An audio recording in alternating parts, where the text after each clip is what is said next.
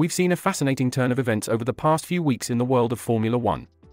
Championship leader Max Verstappen and his Red Bull teammate Sergio Perez arrived in Suzuka for the Japanese Grand Prix with a keen determination to shake off the disappointments from their performance in Singapore.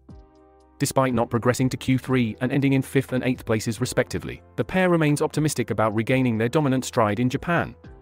The Suzuka circuit, a known favorite of Verstappen's, shows promise of a strong performance following positive simulator results.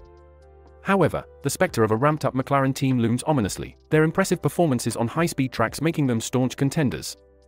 Despite the threat, Verstappen and Perez firmly believe in their car's abilities, with a clear goal in their sights: clinching the Constructors' Championship. Now, if that isn't a classic Formula One showdown brewing, I don't know what is. Good day, folks.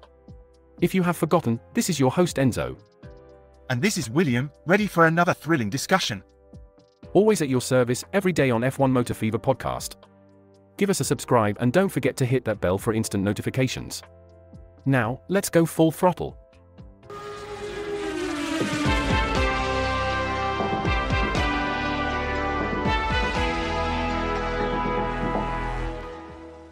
A sense of determination and focus seems to have taken over Red Bull. Max Verstappen and Sergio Perez are focusing on analyzing and improving their performance after an underwhelming race in Singapore, where they failed to progress to Q3. Despite this, Verstappen remains optimistic about Suzuka, citing a positive experience on the simulator as a good omen. Besides, Verstappen seems to be keeping an eye on the competition, particularly McLaren and their impressive performance on high-speed tracks. Acknowledging McLaren's impressive growth this season, he nonetheless hopes to keep ahead of them. The team is well aware of the high stakes at Suzuka as it presents a chance at clinching the Constructors' Championship. There's a sense of anticipation for what promises to be a nail-biter of a race. One thing is for sure, Red Bull isn't taking this lightly. Verstappen's teammate, Sergio Perez, is also hopeful that the team will bounce back in Suzuka. Perez acknowledges that they don't fully understand what went wrong in Singapore, but reiterates that Suzuka is an entirely different track and should not present the same issues. He believes this could be one of the best circuits for them. Indeed, and with the team potentially able to clinch the year 2023 Constructors' Championship this weekend, the stakes couldn't be higher. It sounds like Red Bull is ready to put their Singapore woes behind them and prove their mettle once again on the track. So, it seems we have an exciting weekend ahead of us at the Japanese Grand Prix, with all eyes on Red Bull and their rivals, McLaren, waiting in the wings. This is sure shaping up to be a high-octane showdown. Absolutely, let's just hope the weather plays along and we get to see a thrilling race. The next few days are going to be quite interesting. William, what's the buzz in the online community? What are they saying? Well, it's a lively discussion about the results from Singapore. User Drodridge has kicked off a thread titled Singapore Power Rankings. Power rankings. Always a topic of intrigue. Do share some reactions.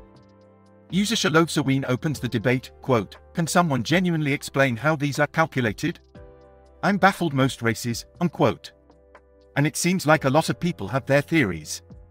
User Blueski Kite Clouds reckons, quote, "Whatever results in the most engagement," unquote. While BDR 1983 suggests that it's just a team of people pulling numbers out of nowhere. A rather interesting explanation comes from user Gigapumper, who shares a link to the Formula One website and how the power rankings work. Quote, "Our 5-judge panel assess each driver after every Grand Prix and score them out of 10 according to their performance across the weekend, taking machinery out of the equation," unquote. Though, Bosmonster immediately questions this, quote, "Taking machinery out of the equation? LOL for real. Max suddenly sucked. Totally had nothing to do with the machinery," unquote. That's quite an interesting debate.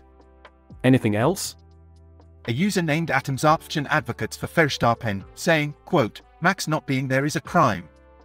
He was flying in the end and absolutely sent it," unquote, implying that Verstappen's late surge should have earned him better ranking. Seems like the public opinion varies quite a bit.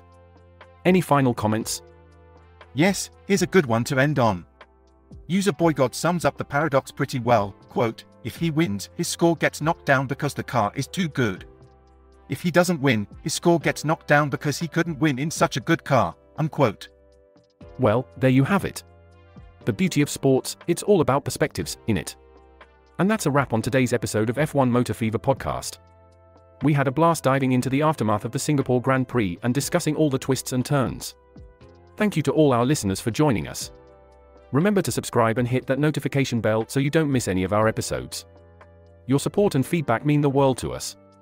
Why not share our channel with your friends and family, or even your local Formula One fan club? Absolutely.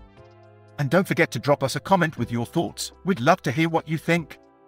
So, make sure you keep tuning in. We've got lots more to discuss and a lot of fun to be had. Yes, we do.